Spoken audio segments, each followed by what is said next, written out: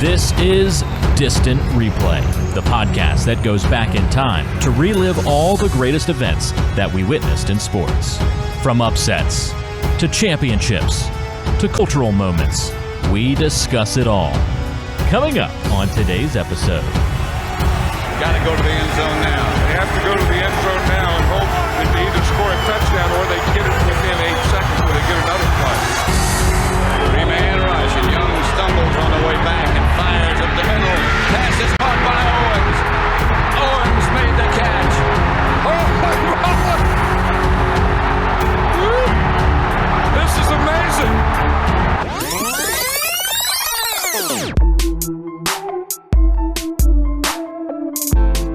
We're taking you back to January 3rd, 1999. We're in San Francisco, Candlestick Park, for a tremendous wild card matchup in the NFL. It's the San Francisco 49ers, led by Steve Young, versus the Green Bay Packers, defending Super Bowl champion, led by Brett Favre. Welcome into Distant Replay Podcast. I'm Ben George. He is Mike Noto, and this is a great era of the NFL, Mike, one we grew up on, one like all the video games. If you played the video games in the 90s, like these two teams were teams you used. You knew a lot of guys on these rosters.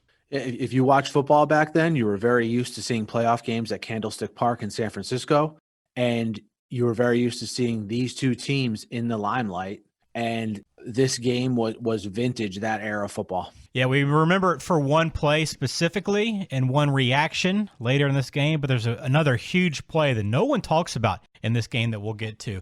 Plus, we'll talk about Madden and Sumrall, classic broadcasting crew on the call. They had a lot of great, I even got a soundbite I'm going to play from Madden. It's like so perfectly Madden that take you back to those times when he was calling games. We have a lot to get to, the rosters, the history of these two teams, especially in the playoffs. They had played a lot in this time period against each other, and this is a big hurdle for the 49ers to overcome. So plenty to get to on Distant Replay. Before we start, reminder, distantreplaypodcast.com, you'll find the game there. We put every game on the website, so you can go back and watch it yourself if you want to in its entirety. This game aired on Fox. And then you can also go back and check us out on Twitter, Instagram, and YouTube. Thanks to all the recent subscriptions on YouTube. Been really cruising there on the channel. So if you haven't checked it out yet, please do so. We put all of our episodes up there as well. All right, Mike, let's jump into this game. As I mentioned, January 3rd, 1999. And I think that where I want to start with this one is these two teams, 49ers and Packers, two of the all-time franchises in the NFL. Like, you automatically think of those two, especially in the 90s. But I guess what I kind of forgotten about was just how much trouble the Packers gave the 49ers around this time. Yeah, so leading into the second half of the 90s, the 49ers were the team, right? They come off winning the Super Bowl against the Chargers when they routed the Chargers in that Super Bowl. And now when you get into the second half of the 90s, they still have Steve Young leading their team. But now you have the Packers and Brett Favre bursting on the scene. And in 96, Green Bay beat them in the divisional round. And just the year before this game, they beat San Francisco in the NFC Championship game. So these are two teams that, although this year they got to the playoffs via the wild card, when you thought of NFC football, especially back then in this particular time period, these were the two teams. And like you said, they always seem to play each other in these big games. You can even go a year earlier, 1995, the Packers knocked out the 49ers in the divisional round as well. So 3 straight years, the 49ers had been knocked out of the playoffs by the Green Bay Packers. And that's kind of where we get to today, where it's just a huge game. And you're trying to overcome this monkey on your back that you just can't get past. And you got a home game. It's a great opportunity. And it's crazy to think of these two teams playing the wild card. But, when you look back at that season, you got the Vikings, you got the Falcons, and then you got these two teams who were still really, really good, but they're wild card teams. Yeah, both. So you remember that Vikings team that came in first place in the NFC North? That's the Vikings team that went 15-1. The Randall Cunningham. Yeah, good team. The Randall Cunningham team. And they actually ended up playing, of course, the Atlanta Falcons, who were even more of a surprise. Because remember, back then is when the Falcons were in the NFC West. Mm-hmm. And, the 49ers had a stranglehold on that division for years. And that was the Dirty Bird Falcons team, which I'm sure you remember, Ben, with Jamal Anderson and a bunch. Yeah. And that was a great NFC Championship game as well, which maybe we'll go back to at some point. But yeah, it's just weird going back to these these divisions, and they make no sense compared to what we see today. I mean, you look at the NFC East, Cowboys, Cardinals. Cardinals were in the NFC East, and the West had the Falcons and the Saints and the Panthers in the NFC. Like nothing made sense about these divisions. They didn't. So when the realignment happened, which was shortly, didn't happen. It happened I think, was it in 99 or 2000 or two? Right around this time, yeah. Yeah. Well, the one thing I was happy about was that was right when Peyton Manning came into the league, and the Colts went from the AFC East to the AFC South. So as a Jets fan, it didn't benefit us much to actually ever winning anything, right. But it helped maybe it helped the AFC as a whole that Brady and Manning weren't in the same division all those years. Could you imagine? That would have been incredible. I know. Not for you, but for NFL fans. Not for Jets fans or Bills fans, but no. So let's look at these rosters a little bit, and let's start with the 49ers. We kind of covered the Packers in a previous episode. We'll still get to them, but you might have heard a little bit about them a little bit more recently when we did the Super Bowl with the Broncos. But Steve Young, obviously the guy on this team. He's 37 years old at this point. Great career. He's having another really good season. And he's got Garrison Hurst behind him, who was a beast this season and had a really good career. Played really well in this game despite really being hurt. And then the receivers for this team, I'd kind of forgotten this trio, but you had Jerry Rice, who's now 36, J.J. Stokes, and Terrell Owens. Yeah, those three were a solid receiving trio. And one thing that you just sort of mentioned that I don't think I fully knew is that Jerry Rice and Steve Young are that similar in age. I guess I always maybe because Young burst on the scene later in his career, I always think of Jerry Rice as being a little bit older than Steve Young, but they're actually, that's actually not the case. So Good tidbit there. But you have Owens, the young upstart. You have J.J. Stokes, just a solid, pro receiver, explosive guy. And, of course, the mainstay in Jerry Rice. Steve Young led the league in touchdown passes this season, so he's still performing at a very high level, in large part due to that receiver trio that we mentioned. Garrison Hurst, I'll never forget him because I don't know if you know about this, Ben, but the first game of this season, so this is actually a year where the Jets went 12-4, right? Yeah. Probably the best regular season since I've been a fan, okay? The first game of the year, though, they played at Candlestick, and in overtime, Garrison Hurst broke like a 98-yard run for a touchdown and beat them. You'll see that play. You know how now, especially, they've been doing like, back on this date 20 years ago on Twitter. You'll see that in the beginning of September, whenever it happened. Garrison Hurst, solid guy from Georgia, right? From Georgia, yeah. Yep. So, very, very solid running back and explosive. Yeah, he came in this game. I think we had like a hamstring issue or something. You couldn't really tell by the way he was running, but eventually you could when he kind of left the field towards the end, kind of holding his hamstring. But you wouldn't have told by the way he played throughout that this guy was a little bit banged up, but he had a hell of a game in this one.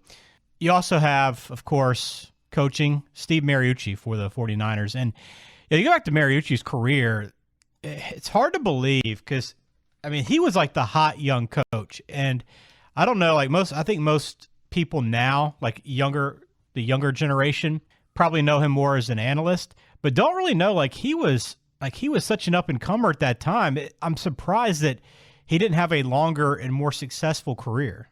Yeah, Mariucci, this is his second season, by the way, as head coach of the 49ers. He's 17-1 coming into this game at home as 49ers coach. His only loss, as we mentioned, was to Green Bay the year before in the NFC Championship game. And look, Mariucci, maybe because things got bad for him so quick, in 99 and then the early 2000s, but I was fully aware of Mariucci during this time, and I didn't even realize or remember, I should say, how good of a start he got off to in his career. Yeah, maybe it's just because, he was in the right place at the right time and benefited from all those players and what was already in place in San Francisco because he got off to a great start and then still had a couple good years in 01-02, but then left for the Detroit Lions, and then that was a death knell for his career like it is for many people, and never coached after that. There's a lot of speculation he'd come back and coach at Michigan State at one point, come back to college, but he never did, and so kind of an interesting career trajectory for Mariucci. Because you remember during this time, one of the storylines that everyone would regurgitate was the fact that him and Tom Izzo were college roommates. That's remember right, that? Yeah, so those are the Michigan ties. That's why you have him. I think that's why you had him go to the Lions, and I think that's why he's probably speculated for Michigan State from time to time. Absolutely. On the other side, you had Brett Favre and the Green Bay Packers, led by Mike Holmgren. Now, this roster, really good, obviously. Favre, then you had Dorsey Levens, great running back, had a really good year, really good game in this one. And the receiving core, also top-notch. You had Antonio Freeman, you had Robert Brooks out there, you had Mark Chmura catching passes. If I gave you the option right now, Mike, to take one of these quarterback receiver position groups, you going 49ers, you going Packers? Oof, that's a tough one. I would say back then I'm going Packers because I think although Young had a very good season, I think Favre was better. And I think Stokes and Rice at this point in his career, not Rice overall, Rice at this point in his career, were sort of not as good as the three receivers for Green Bay. I guess that's fair. I remember Stokes had a really good season. I remember him kind of this time period. I don't remember how long his career went, but yeah, I was kind of thinking about that as I was going through the rosters. Like, who would I really want at this time? If I step out there on the field on this day in 1999 and had to pick one of these sidelines, I don't know which one I would go with. And I'd probably lean Favre just because almost all these guys are in their prime at this point. You know, Brooks was 28, Freeman was 26, Favre was 29. These guys are really humming at this point, but it's hard to go against that 49er group either. But and it's close. No, it's close. First of all, and second of all, just want to reiterate, like Jerry Rice overall, he may be the best football player of all time. Period. If you look at the numbers, but at this point, he was later in his career, like we mentioned. And Ben, we talked about this pre-show for a couple minutes, but we usually never spend any time on punters in these games. But the Green Bay punter was Sean Landeta. The 49ers punter was Reggie Roby.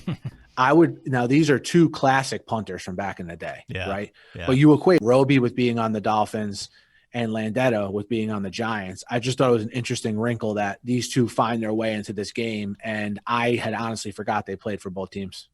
Yeah, that's a good point. You don't really think about it that much with these guys, with these punters, but that is the case here. Roby bounced around quite a bit after he left the Dolphins in 92. You probably wouldn't even realize he was on 5 teams total in his career, but he would finish out. This would be his final season with the 49ers. Defensively, Green Bay was really good, and Reggie White was kind of the headliner, and this is his last season with the Packers, and he kind of led that defense. You had Gilbert Brown there, and then you had the safeties were really good for this group, but this defense overall was stout. Yeah, just a solid defense. Again, a lot of the similar players, Leroy Butler, Darren Sharper, Reggie White.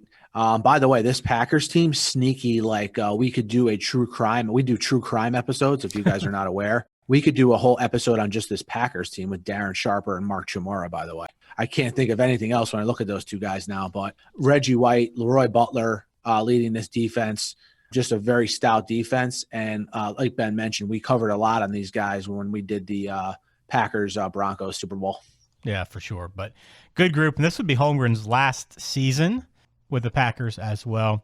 And we had a young Andy Reid on the sideline. We got a couple shots of him. He looked nice. It was great seeing, like, I don't know what he was at this point, probably 30, maybe late 30s, early 40s, but a very young and a little bit more in shape, Andy Reid. Yeah, these are all guys that come from that San Francisco coaching tree back in the day, whether it's Mariucci, Holmgren, Reid. And, hey, look, Holmgren was, as far as coaches go, him and Shanahan were probably the guys back during this time period. Major speculation heading into this game, would he be back, the following year as coach of the Packers? And it's a storyline that Madden mentioned actually a lot during the game.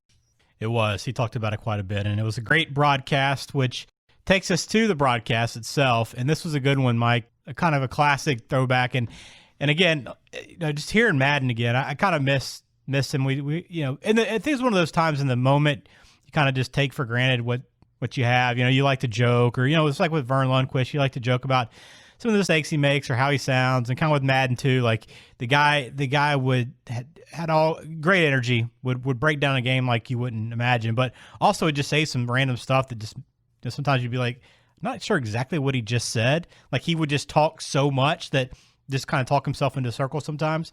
But going back and listening to these two guys again was a lot of fun. But I also didn't think, like, Pat Sumrall is a legend, but I didn't think like he got that excited during the game. Like he stayed pretty level throughout. Even these big plays, it seemed like he called them a lot of times just kind of another play in the game, like a big fumble or turnover or a big touchdown catch. In the end, it was a little bit different. But did you get the sense like he didn't have a ton of energy for a lot of the big plays? I don't know if this was like this his whole career or not. Yeah, he let sort of the game and the crowd do a lot of the talking. It's kind of like an old school radio way to like do a game. If you ever listen to like an old school radio broadcaster do it that way, but he did it on TV. And look, when the energy needed to be brought, it was mostly brought by Madden. So I thought they complemented each other well in that respect. I like Sumrall's style, probably because when I was growing up watching football, he was really the main guy. And Sumrall and Madden are like, I always add these "I find it weird" lines in these episodes. So I find it weird if you're listening to this episode that you don't love Sumrall and Madden, because how did you even begin to like football if you don't like these two? They're great in every way. I think as far as NFL broadcasting teams go, they're the gold standard, and I think that's a pretty popular opinion. And who was the sideline guy for this game? Ron Pitts. They didn't go to him much. I think one time was it? Yeah, that's what I counted. I want to make sure I wasn't wrong. He was good, but it was only one report. Yeah, it's like he's just for a while I just thought, okay, they're just doing this on their own, which wouldn't have surprised me because of how good they were, and just they didn't need the assistance. But then all of a sudden it was like one update from Ron Pitts. I was like, okay, there is a sideline guy. Yeah, and what was great about Sumrall and Madden? A lot of these pregame talking points we're talking about, they weaved into like the time period in between when the broadcast goes to the stadium and the kickoff. Like they weaved all the stuff in so seamlessly and weaved the storylines in during the game so seamlessly. I think there's really an art to that. And they did it flawlessly always. Yeah, those guys were great throughout, and we'll talk a little bit more about them again. Can't wait to play this Madden clip that I went ahead and pulled. And I don't pull many clips. I thought about it before, but there's just one time during the game that I had to stop and go back and listen to it again. It didn't really make much sense to me, so I figured I'd pull it out for the game. So I'll have that coming up here in just a bit. But let's jump into the game itself, Mike. Fox broadcast, and this is a huge game. Candlestick, I think it was actually called 3Com Park at the time. This is around the boom of the internet companies, and right before everything kind of collapsed, the bubble kind of came and hit the country. But Candlestick was a great, it was one of the old baseball parks turned into a football stadium, but the energy in that stadium and the atmosphere for this game was tremendous. Yeah, maybe it's because you were brought back here so much for so many big games over the years. But Candlestick, I mean, between the natural grass, which never seemed to be in bad shape, between like the colors of like the 49ers uniforms, which I always love those 49er uniforms. Yeah. Even like the red and the red end zone with the gold font 49ers and kind of like that, I don't know if it's Old English or whatever kind of font that is, like just a classic look. And Candlestick, like you said, the quirkiness of the otherwise quirkiness made it like a cool place, a cool place to watch a game on TV. And not to mention there had been like classic moments in NFL history that had happened there. So you think about that too. Yeah. So San Francisco gets the ball first to start the game. There was a very interesting sequence of plays, a really crazy play early in this game. Kind of showed you what was to come maybe throughout. But Steve Young drops back to pass. Leroy Butler comes untouched up the middle. I don't know how you let a guy of his stature come untouched up the middle. Somehow Steve Young spins out of it, finds Terrell Owens for a first down grab, but Terrell gets popped. Ball didn't really get popped that hard. Ball comes out. He fumbles, a quick turnover. And it's kind of a sign of what's to come. Terrell Owens, and will eventually lead up to where he became the hero, but he was the GOAT throughout.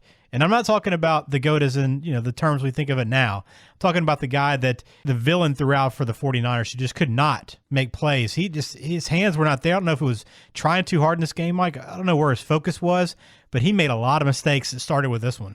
Okay, so you have to remember you have a young Terrell Owens in this game. And full disclosure, I'm a Terrell Owens guy as far as a football player goes. I think it was ridiculous they even made him wait the couple of years they did for him to get into the Hall of Fame. But one thing you got to remember with Owens over the years is he was prone to drops, okay? He was prone to mistakes. And in this game, that was both sides of his career and how it played out were on full display. Whether it's the great plays, whether it's the mistakes, and most importantly, what he became known for throughout his career is his emotions. All were on full display in this game. It's a good point. Yeah, you saw kind of the the entire package of Terrell Owens in this game. And it starts off early on with a fumble. Green Bay gets on the board first with a field goal in this game to go 3-0. And they showed a graphic before this game that the last 5 meetings, I think it was 4 or 5 meetings between these two teams, Green Bay had like big leads, double like 10, 17-0, 24-0, like some big leads throughout. And then you get a Green Bay score first to begin this game. And now it's thinking, okay, here we go again. Green Bay getting off to a quick start is not what San Francisco wanted. Yeah, so that graphic is perfect that you mentioned that. I was going to take a screenshot of that and throw it on social media, because literally right after that, you have the Owens fumble, right? Then the 49ers, once they get the ball back, actually punt back to the Packers, okay? And you're thinking like, wow, this game might start to get out of hand if the Packers can now score again. But a huge play for the San Francisco momentum is on the next possession for the Packers. They fumble. Yeah, that was huge. And it was kind of a running theme in this game, the turnovers, especially in the first half. I mean, it's obviously played at a very high level, but there was a number of mistakes made throughout, and we saw a couple of them here early on. And that fumble on 11's run gave it to San Francisco in the red zone. I mean, it kind of flipped the entire game on its head. Now all of a sudden you have San Francisco in attack mode with momentum, already in position to score on that one turnover, and they do capitalize. Kirby had 2 great runs to get him down inside the 5, and then Young, a little play action to Greg Clark, not Dwight Clark, Greg Clark back of the end zone, 4 touchdowns, 7-3 as we're getting close to the end of that first quarter. Yeah, so you bring up a good point. First of all, Terry Kirby makes an appearance, like a steady, like backup running back type guy, solid player. Greg Clark, not to be confused with Dwight Clark, and not to be confused with Brent Jones, who was the prior era San Francisco tight end, who like looked, ran, and did everything like Greg Clark. Yeah, they all kind of seem they kind of morph into one another.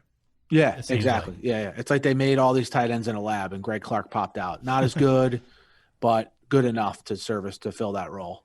Yeah, and like you said, 7-3 San Francisco as we head into the second. Yeah, and play to end that quarter, Green Bay converts a 4th down, set up goal to go. So they're driving as this quarter ends, and it doesn't take them long. Favre hits Freeman for a touchdown to start the quarter, 10-7, and we see that Favre to Freeman connection. Didn't happen a lot in this game, but every time it did, it was for a big play. Yeah, Freeman, like you got to remember, Freeman is coming off of that very good, 2 very good playoff runs the last 2 years, both the year they beat the Patriots in the Super Bowl, then the year previous to this when they lost to the Broncos. He's like a top flight receiver in the league right now and really clicks with Favre during this time period. A couple other big plays in this quarter. Darren Sharper had a nice interception on a deflection inside the 20, so that stopped momentum for San Francisco. And one, again, I don't know, like I watch these games now thinking about the fact that we're in the review age where there's so many stoppages, and I kind of had a mixed feeling in this game. Like there's many times like this interception where it may or may not have stood. It couldn't really tell. They don't give you a ton of looks on these replays like we do now. We have, 5, 6, 7 different looks. We only get a couple and they just move on to the next play. So I kind of like the fact that the game keeps moving. But also, as we see a little bit later, and we'll get to one of the biggest plays nobody talks about, there are times where you do want that replay, even if it does kill the momentum and the flow of a game throughout. But, in this spot, I thought Darren Sharper, good interception, may or may not have been an actual interception, but I don't think it really made a huge difference in the game. Yeah, so one thing Ben points out that's very important to remember during this period is we do not have instant replay. When you combine the fact that we did not have instant replay, that these teams, although they had very good passing attacks, really committed to running the ball more than I remember, it led to, although it was an otherwise sloppy game in terms of turnovers, led to this game being played very crisply. Well, San Francisco would get a field goal, tied up 10-10. Green Bay gets down the field again. We see a big play from Freeman, but a missed kick. Ryan Longwell misses a 50-yard field goal. So another kind of missed opportunity for the Packers. It's kind of back and forth between the 30s, essentially, Mike. I think a lot of this. But you had a fumble coming up. There was another big one on a punt that was fumbled, but Young doesn't take advantage. He threw a pick. They get the ball good field position a number of times here, and they don't really take full advantage. And you kind of, going back and watch this, you watch for mistakes that Green Bay made that you're like, okay, Green Bay could have won the game had they done this differently. But I feel like a lot of watching this game was like, man, San Francisco overcame a lot of missed opportunities. Oh, they sure did. And what was surprising about this game is, two of the legendary players in this game, Jerry Rice and Reggie White, from an on-field production standpoint, didn't do much, which was kind of surprising to go back and watch. Rice would play a huge role in the outcome of this game, which we'll get to a little bit later, but didn't do much from a statistical perspective. And remember, we came into this quarter 7-3 San Francisco, and you had the Favre to Freeman touchdown to make it 10-7, right? Then you had San Francisco led by the running attack at a field goal at 10-10. And then, like you said, sort of these missed opportunities by the 49ers would eventually lead to a very long Packers touchdown drive. Yep, they basically ended the half with a long touchdown drive capped off by Dorsey Levin's run, made it 17-10.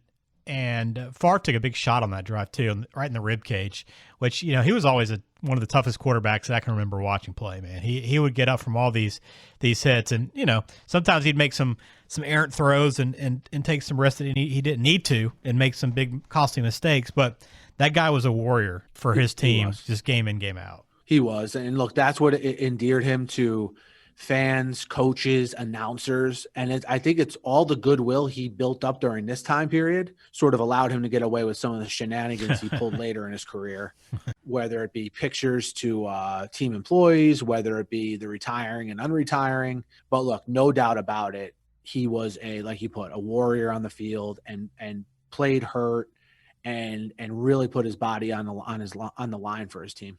So halftime, it's 17-10 Packers. Steve Young just 6 of 13, 51 yards, and a couple of interceptions at halftime. Not an ideal half for the legend at quarterback for the 49ers. And, Favre's having, not an outstanding game, but a much better game than Young up to this point. And the 49ers seem like they're hanging in, but it still feels like the Packers have they're in this position where it's their game to lose. And that's where we go beginning of the third quarter. And because the Packers start off with the ball. And it's like, okay, up 7. These moments are so critical in games where if you have a team with the lead getting the ball, you got to get a stop. Can't go down 2 scores. 49ers did just that. Favre, again, not a great throw. One of those where he'd love to have back, maybe just a little bit lackadaisical with it. And tries to throw it over the top of a defender just with perfect touch, and another throws it. It's a pick, and then right there, that's kind of the spark that the 49ers needed. Yeah, this is the second time already in this game that you've had a big Packers turnover, when it looked like they had all the momentum. And now in this game, I mentioned it being a sloppy game before, both these teams now have 3 turnovers apiece early in the third quarter. Crazy. Absolutely crazy. In San Francisco now, a chance to tie it up, driving in. Owens, again, a beautiful route, a beautiful throw in the end zone, but Owens loses it. He says in the sun, I could see it. They show a good camera angle. You can kind of see the sun coming over the top of the stadium, right in his line of sight. But a perfect throw, an easy throw and catch that these NFL guys are making 100 out of 100 times. He drops it here, but thankfully it didn't cost them. They were able to hit Clark in the end zone again. Second touchdown for Clark on another beautiful play action, 17-7 midway through the third. And another note I made was, Steve Young.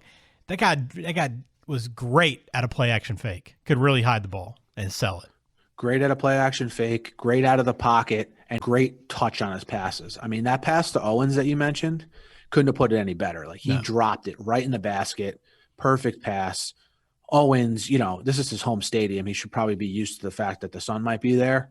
But anyway, like you said, Young to Clark again, 17-17. They capitalized on the turnover, which was big. And I think at this point, too, in the game, San Francisco's defense is really getting after Favre.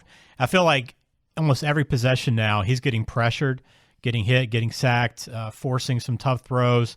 They're really kind of gaining momentum. We see this, the 49ers starting to kind of dig in and kind of take hold of where they stand in this game. But there was another moment this quarter that I thought was funny outside of the game.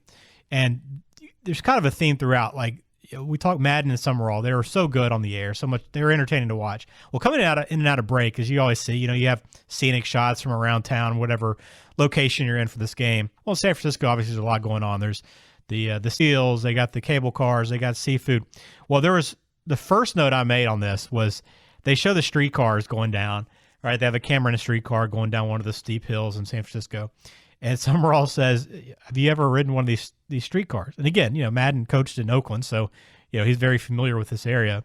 And he said, yeah, I actually jumped those many times. And Sumrall's like, you jumped them? And he's like, yeah, it's when you hop on and don't pay for them. And he just kind of went about his story like it was no big deal. Yeah, that was funny. These coming out of break segments were I don't know if they were intentionally trying to be funny, but they ended up being funny. And Madden, remember he was the coach of the Oakland Raiders, and I think probably still lives in the Bay Area. So a lot of this stuff he put like a personal touch to coming out of break. And that one with the cable car was funny. He was talking about ringing the bell is like a really big deal. You know what I mean? He sounded like the Kramer bus scene from Seinfeld where he's talking about everyone ringing the bell. Yeah.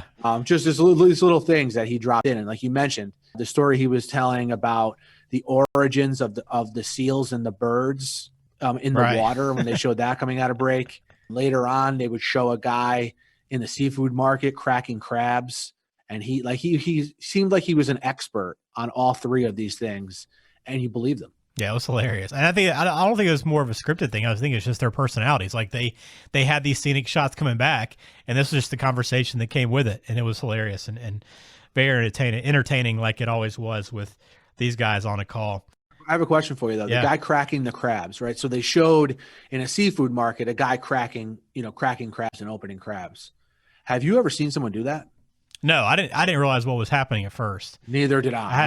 What is going on? Yeah. And thankfully we had Madden there to fill in the gaps for us. It was like crab legs, I guess they were cracking, but he was cracking like each side of them. I don't really know. But yeah, with some kind of wooden object it looked like. Yeah, no idea. This may be very common knowledge to people, especially if I don't know, they have prior history with this kind of stuff. But I had no idea what was going on. I had none either. No clue. And I got a clip I'm going to play just 1 second for you on Madden too. But back to the game quickly. Owens had another drop in this quarter, another clear, easy catch drop. No, I'm not talking about tough catches over guys who defended. Most of the drops he had were perfectly thrown, easy catches, and he just, for whatever reason, was not locked in and dropped it. So at this point in the game, he has 3 drops and a fumble. Nothing's really going right. He has maybe 1 catch at this point, but for the most part, you're looking at Owens going, man, this guy's going to be, he's in his 3rd year. This guy's going to be he's going to be hated in San Francisco. And this is going to kind of be his legacy as a guy that blew this game. It's kind of what it's setting up to be, but it wouldn't turn out that way. All right. So back to Madden. So with Madden, there was a play where I think a guy had a pass interference. I don't know if you actually remember this play or not, Mike. It wasn't a huge play in the game, but a play where there's a pass interference, I think, and then the defender kind of stepped back and put his hands up like, what are you talking about? I didn't do anything. I didn't touch him. Well, this is what Madden says, and I want to get your reaction to this comment. And that'll make it a first down, San Francisco at the Green Bay 42. And then you always see them do that when they put both hands out like that with palms out. Yeah. That's an admission of guilt. I thought it meant I didn't do it. That's what they're saying, but that's an admission of guilt. Hurst gets a couple. Because if you didn't do it, there'd be no question that you did it. So when you go that I didn't do it, then you're bringing up there's a question that you did do it. And then when you look in the replay, you prove that he did do it. How great is that clip? Dude, that's such a great clip. And if people don't remember John Madden as an announcer or have never heard him for some reason doing a game, that just crystallizes what he was like as an announcer, because I understood what he said, even though he did it in a very meandering way. Well, I get it. Maybe I was so used to him talking that way, but I get what he was saying, but how he got there is just so legendary. That's a great clip. I listened to it a couple times, to truly kind of get a grasp of what he was saying. I know the point he was making, but how he got to that point was so confusing to me. It made no sense, but I thought it was the ultimate Madden clip, so I had to pull it for the show. So as we get down here in the 3rd quarter, Mike, it's a field goal by San Francisco, makes it 2017, 2 minutes left in the 3rd, and they get the lead back finally after this quarter. It wasn't a great quarter for Green Bay, but they're still in good shape, and we know we're setting up for an incredible 4th quarter. Yeah, so this 2017 now heading into the 4th, this final drive for San Francisco in the 3rd quarter, okay, which featured another Owens drop, by the way. But this is the first of 3 really long drives between these two teams. We had this one by San Francisco, and we had the start of the 4th quarter, a very long drive by the Packers lead to a field goal of their own to make it 20-20. So we're back and forth. We finally see T.O. make a great catch. He makes his first big catch, 30 yards on the sideline. Tough catch over a guy. You kind of see the swagger coming back, but he'd still have another drop in that quarter that on a big third down play. So it wasn't like he just completely turned the corner, but you kind of saw the talent he had in between all of the mistakes. And that eventually set up another field goal. It was kind of a back and forth with field goals for a stretch here, 23-20. Long drives and field goals. Yeah, that was We're big. talking an 11-play drive by San Francisco, field goal, 11-play by Packers, field goal, 10-play by San Francisco, field goal. Yeah, it's nuts, right? I mean, you don't ever see, though, especially with these offenses, you would think these guys would close out these drives a little bit better. And I'm kind of surprised, this day and age we see so many total yards in the game. But Green Bay had 403, San Francisco had 347 total. So it felt like more than that, but I think that was a lot for the time compared to where we are now. That's an average game, I think, in the day and age we're in now. But I think back then, still a decent amount of offense. I think 400 was a pretty big milestone, right? If you hit 400, that was a really good offensive day. Yeah, it was back then for sure. Yeah. Yep. So after that field goal made it 23-20, Green Bay comes back. Very next drive, first play, interception by Favre. Huge turnover at midfield. And this is the fourth turnover of the game for the Packers. And this is one of those moments, too, where I was surprised at Sumrall. This is such a huge play in this game. In the fourth quarter, midway fourth quarter of a wild card game between two of the top NFL teams for this decade. And Sumrall, just kind of, he made the call, and that was kind of it. But you knew it's this huge play. Oh, you knew at the time it was a huge play because, they didn't answer that 49ers drive. And you were thinking, okay, is this where the 49ers take advantage of things? But they have a quick 3-and-out on their next possession and another huge drop by Terrell Owens on third down that would have gave them a first down with 4 minutes and 30 left. And remember, they're up 23-20 at this time. Yeah. A very, very big drop after, like you said, Owens seemed to get his confidence back on the previous drive with a big catch. Yeah, it felt like that was one of those spots where San Francisco would punch one in and score points and kind of extend that lead, but they failed to do so. But they did pin Green Bay back at the 10-yard line with just over 4 minutes to go. And Green Bay, first set of downs, gets a 4th and 1. Again, they're backed up to their own 20 essentially. And, it turned out to be a good play. I don't know that everybody would have just made that decision to go. Favre obviously felt pretty confident. He wanted to. He was signaling as soon as the third down play came up short, let's go for it. But they get it, and I thought it was a pretty ballsy call at the time because that's the ball game. And I think they had a couple timeouts left, so it wasn't like this was the last drive they're going to have. But I think they had the confidence in Favre to pull that trigger. Yep, gutsy call to go for it on fourth down. Then that's followed by a huge pass play to Corey Bradford, okay? And then something that I thought was very odd was two of their receivers getting cramps at the same time. Well, what I thought was pretty crazy was, okay, you got just under 3 minutes and that catch is made. Green Bay calls a timeout with 2:24 left. And at this point, that was like a 45-yard throw. They're down to like the 35, right? They're across midfield. They're well into San Francisco territory. And they call timeout and they show the guys cramping. But my whole thought was, why not, if you're worried about it, these guys cramping, why not just run that clock down to the 2-minute warning? Because with 2 minutes at the 35-yard line, you got to score a field goal to tie, right? Why are you not trying to run that clock all the way down? I was very confused with that decision to call timeout there. So was I. And you guys got to go back and watch this. They went down with cramps at the same time right next to each other. It was just odd the way it all played out. I agree with you with that for sure. This all leads to, though, on the first play after the 2-minute warning, you have Favre to Freeman for a touchdown. Now at this point, it's 27-23 Green Bay, and the crowd is completely silent. Yeah, right, but there's a minute 56 left, and that's like my whole point is I thought, like I don't understand what the thought was there. Because I think the play clock would not have run out. I mean, they didn't have to call a timeout because the play clock was expiring. I don't, not that I can remember. It was just that these injuries or whatever, they call a timeout. And I'm thinking, if they don't and they run a play after that, and maybe who knows if the touchdown still works out. They run a play after that, it gets down to about a minute 20, and then they hit that touchdown. All of a sudden, they're under a minute. That's a very tough spot. Knowing that San Francisco has to score a touchdown on that answer, I just thought that was a botched time management. Very good point, and I love when time management Ben makes an appearance. Dude, it's such a critical part of the game. No, I know. Your take on it, when you bring up these clock management issues in this game, number one, you could tell how much it does not make you happy, right, to put it mildly. And you could tell, and you're usually normally 100% right. And in this case, you are. Well, I was kind of keeping an eye on something because you texted me before, and you said, when you watch this game, there's a play that happens that 100% changes the outcome of the game, and nobody talks about it. So I'm kind of like watching, like, I better make sure I don't miss whatever this is that he's talking about. I shouldn't, because it seems obvious. So at the first moment, I was like, maybe he's talking about this timeout because, they essentially gave 49ers a chance to win this game when they could have milked that clock all the way down and claim that victory. So that was the first thing I thought of. But no, it's still to come. So 27-23. 1:56 left. San Fran with the ball, down 4 against a team that's knocked them out of the playoffs 3 years in a row. They start the drive. J.J. Stokes, a couple of big catches, moving the ball up. Edwards, by the way, their fullback Edwards, has a great play in this drive. Again, I think there's, what do they have, one timeout left, Mike, I think, at this point?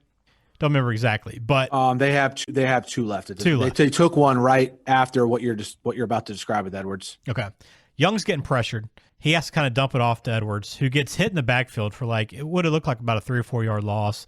And he somehow breaks a couple of tackles and then gets about 12 yards after contact and gains a first down. Just a tremendous play by a guy that you would not expect to make that. That's one of those turning point plays in a drive where if it goes Green Bay's way and they're backed up now along second down or third down, whatever it was, and the time's running, that's a huge play. But to get out of that, I think that was one of the critical plays of this drive. Oh, yeah. And I think Mark Edwards, for those of you who don't remember him, picture in your mind what you think a Notre Dame fullback would look like, and that's Mark Edwards. That's him. So after that timeout, to come back, and this is the play that we referenced in this throughout this episode, one that doesn't get talked about very much at all, well, ever, I think, but really changed the outcome of this game. A couple of plays later, second down play, Jerry Rice makes his first catch of the game, very first catch of the game, and fumbles. We don't have a very good shot of this. So the ball comes loose, right? Green Bay falls on it. They're kind of signaling. Rice gets up quickly to get back to the huddle because it's, we're playing quick here. Time's running down. The referee calls him down, doesn't even really think twice about it, rolls it down. They're going to spot the ball. And we go back and get a replay after this. He fumbles the ball clearly by about, his knee's about probably 8 or 10 inches off the ground, at least. It's a very clear fumble. Now, obviously, this referee was behind the play, so you couldn't see the defender coming over his back and punching it out. But how nobody saw that, number one, is crazy to me. How Green Bay did not react to it a little bit more forcefully still blows my mind. I would have been going nuts knowing what had happened there. And the fact they didn't really talk about it. But this play changed. This was game. This was ball game on this one play. Yeah, remember, there's 35 seconds left at this point, okay? We have no instant replay, like we mentioned before, okay? There's absolutely no reaction from the announcers at all on this. He clearly fumbled. Then they showed the replay that showed the actual TV replay that showed he clearly fumbled. Still no reaction. The exact reason you need replay is because of a play like this. No one had the vantage point as a ref to be able to see that it was a clear fumble just based on the way the bodies were around Jerry Rice. This is a massive play that I know Packers fans remember, but I don't think a lot of NFL fans, even if they knew about this play, I don't think they remember it and how big it was. Well, and it involves Jerry Rice, which makes me even more baffling that I've never heard of it. Well, I think a lot of it, too, is because it wasn't made to be a big deal on the broadcast, right? Like, it's one of those where you look back and you go, why was this not being talked about the entire way through? Like, as this game was going on and, this game should be over, but there's still one final play. And then going back even at the end, hey, this game, the 49ers escaped with a victory, but this was the turning point. Like, none of that happened. So I don't think because the broadcast didn't make it seem as that significant, I think probably got overlooked because of that, unless you're a Packers fan and knew exactly what was going on. But yeah, this is the reason we have replay now, and they even talked about it there and mentioned it. Hey, the offseason they're going to vote again on replay, and Madden said, yeah, I think this is the year they voted through, and they point out, because plays like this. But man, we talk about it now how just these like little bitty things get overturned, and that's what gets frustrating. But it's plays like this where an entire outcome of the season hinges on one play and one mistake that was made by the officials that could have been overturned in a matter of minutes. Ben, outcome of a season. This is like, you can make an argument that play ended an era for the Packers. Yeah, that's a great point. This is Holmgren's last game. This is Reggie White's last game. Obviously, they will still have Favre going forward, but there is such serious ramifications to this fumble being missed. And I look even this, Ben, to show you how much the coverage of the game has changed. I went on YouTube to try to see if I could find this clip in some commentary. There's one clip outlining what happened with this fumble on YouTube specifically. There's this game, the actual game covered. Right. But it's not talked about on YouTube. It's not, that's this clip isolated on there. It's incredible to me. It is absolutely, my jaw was on the ground watching. They handled this situation terribly down the stretch. From a clock management standpoint, which I know you appreciate. Everybody mishandled it, yeah. The 49ers would eventually use their final timeout. They got down to the 25-yard line, and after a couple of plays and move it down after that Rice mind-blowing missed call. So they have two shots essentially to get it down there into the end zone. The first one, by the way, was about 4 yards short of the end zone, thrown to J.J. Stokes. It was almost picked off, but I'm sitting there thinking, if he catches that, does he have enough time to get in? Because there's 8 seconds left on the clock when that ball goes incomplete. Can they make that catch at the 3 or 4 yard line and get lined up in 8 seconds? It's a great point. I don't think they would have been able to, and there was no way, based on where Stokes was going to catch the ball and where the defense was, there was no way he was going to get in the end zone there. No way. I mean, it was short of the end zone. I don't know if he intentionally threw it short or if it was just underthrown some, but if they make that catch, I think that's also ball game. So 49ers escape, and then now you're sitting at the 25-yard line with 8 seconds left. You have one throw essentially to win this game, and the Green Bay defense sits back in a prevent. And the catch we've seen in the moment from this game that everybody remembers about it, Terrell Owens, who has had this really, really brutal game, multiple drops, a fumble, only one significant catch, and every drop that he had seemed to be in big spots, a touchdown, first downs, all these big plays that were missed by him. But he runs this pattern down the middle of the field, finds the spot in the middle of that defense. Steve Young throws a perfect throw, and he makes one of the best catches you'll see. I mean, over the middle, when you go back and look at it, there's 5 Green Bay defenders that are essentially in the general area that he's in, kind of circled around the one spot that he finds. But when he catches it, he gets hit twice from each side and still holds onto the ball and goes down to make that touchdown catch. And it kind of erases all the memories of this previous 59 minutes as you watch Terrell Owens play, and you see exactly how good he is. And this place just goes absolute bonkers. Oh, the crowd goes crazy. Young on the drop back stumbled and almost fell down, if you go back and watch. Yeah. Regained his composure, threaded the needle to Owens, like you said, in between like 3 or 5 defenders there for the touchdown. Good play by Owens to hold on to the ball after getting hit and obviously after struggling all game. And look, this was just a great play. Again, that Rice fumble sort of just looms for me. And if I'm a Packers fan, it's like the worst way to lose a game. I mean, it changes the entire way you look at this game, right? Like when you think about this game now, sure. Like whenever you think about it, you think about Terrell Owens' catch, you think about him crying.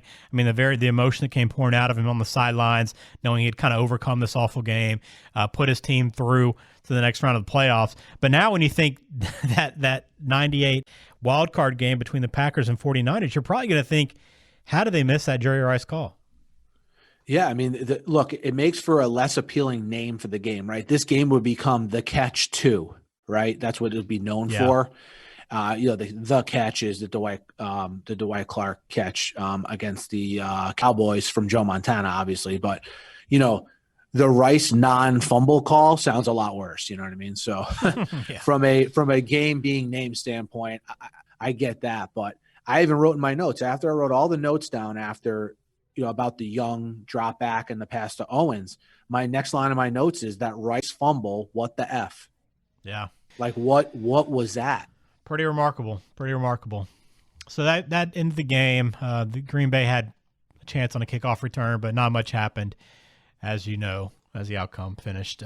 But 49ers would escape 30-27. Huge win. Big victory for the 49ers, as Mike mentioned, ended the the Packers, really this era of Packers football, and they were really the team, maybe the second team of the 90s. I don't know. Maybe the Cowboys were the first team, but Green Bay's right there with them, and they had an incredible run there. And from that point forward, they would have Ray Rhodes for a year, and then until Mike Sherman came in 2000, and they get back into the playoffs, but they didn't have any significant success in the playoffs all the way up until 2010, the Aaron Rodgers era. So, you went from year in, year out playing for championships here to a bit of a stretch where they still were good, won 12 games a few different times, but never got to this level that Brett Favre had them at. No, they never did. I remember Holmgren after this game ended up going to the Seahawks to run their organization, an organization that he would have success with. Certainly in 2003, they would actually meet the Packers. I believe it was 2003, right? That famous game with Matt Hasselbeck. I believe that was 2003 when he with the coin toss, right? So yeah, some history would unfold between Holmgren and the Packers going forward. But yeah, the Packers were always very competitive, obviously with Brett Favre, but never quite at the same level that they were before this game. And if you're newer to football or a younger fan, going back to this era, you'll learn a lot more about the 49ers because this was, one of the top three teams, right? It seemed like. And you go back and look what they did in the 80s and 90s. I mean, just full of playoff wins and appearances and Super Bowls. And, this year they would go on and lose to the Falcons the next week, 20-18, a very tough game, very good Falcons team. But after that 98 season, they made the playoffs in 01 and 02, won one game between those two appearances, and then it would be all the way until 2011 where they'd get back and win another playoff game. So they went 13 years with one playoff victory the rest of the way, and now they kind of got back to the spot where they're fairly good. Harbaugh had them good for a couple of years, and they bad again for a few. Now Shanahan's got them going a little bit again, but I mean this franchise is a shell of what it was in the 80s and 90s. Yeah, I mean they've had some resurgence here with in pockets, right? You had the Harbaugh years, you had the year last year with Kyle Shanahan where they made the Super Bowl, but back in the 80s and 90s they were sort of a hallmark of the NFL. They still had these years though randomly, Ben, where they poke their head out and make a Super Bowl or have a good 3 or 4 year run. But that level of sustained success they had during the 80s and 90s, it's going to be hard to duplicate. Yeah, it will be. So that was a tough game for the 49ers. But what do you have outdated for this one, Mike? Did you have anything? I didn't have a ton watching this game back. I didn't have a ton outdated. Certainly not outdated, but the fact that Terry Bradshaw and Howie Long, even at this point, were on the Fox pre, post, and halftime shows. Yeah. Which I guess I realized they'd been around that long, but I didn't really remember it. The Fuji blimp made an appearance in this game, which I remembered the Fuji blimp, but I can't remember any other blimps other than Fuji or Goodyear. Can you remember any other ones? I barely remember Fuji, by the way, but Goodyear was like the gold standard. Yeah, I still see them around. They still show up at big games, but you don't see it quite as much. And they don't need the aerial shots as much because they have drones now that get a lot of that footage for much, much cheaper. But you'll see them still at some of the bigger events floating around. Back then, the blimp shot was every game they showed it. Yeah, that was a tremendous shot. And if a blimp showed up in your city, you knew you had a big game going on. Like you were the top game of the country if the blimp was floating to town. A couple of takeaways. One takeaway I had is, are we beyond, I went back, watching Gilbert Brown in this, and Gilbert Brown's great, and I love those big defensive linemen. Their body's just, the shape doesn't look right. Like he was a guy that was just so big up top, and it seemed like he had like smaller legs compared to like his torso and upper body. But are we the era of like these guys like Gilbert Brown, Tony Siragusa, Sam Adams, Vince Wilfork, Ted Washington, Vince Wilfork. Vince Wilfork's probably the last of a dying breed. I was gonna say, are these guys extinct in the NFL? Will they ever have a role in the NFL again? If for some reason offenses swing back and become, predominantly running attacks, because like I mentioned, even though these two teams, when you think of them, you think of passing, there was still a very conscious effort, even in this era of football, to get the running games going. Yeah, both teams were effective in this game running the ball. Yeah, they were.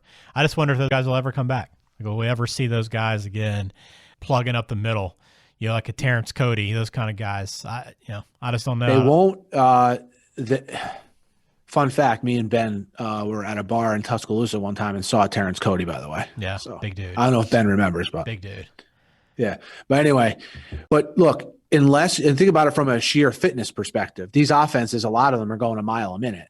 Can they even, that's what I mean by offenses going back to more running the ball. You would think it would slow the pace of the game down. Until that happens, I don't see how they're going to be involved. Yeah.